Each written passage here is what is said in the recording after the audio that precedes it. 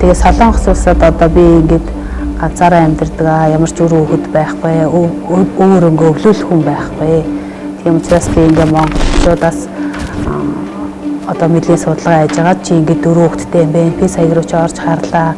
Олон хүүхэдтэй чамд би ингээд итгэж найдаад хөрөнгөө өвлүүлэх гэж байгаа. Өвлүүлэхээр шийдлээ.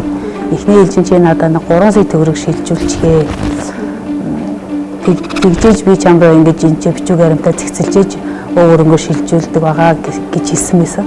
Тэгээ манайч би ингээ машина сая 500 банк устд тавьчаа. Чи үлдэгдэл сая 500-ыг ингээ босгоод өгөөч гэд надад хэлсэн байхгүй. Тэгээ би одоо ер нь цахим орчноор тийм гинт хэрэг агиих явж байгаа. Тийм учраас надад сайн нэгтлээ.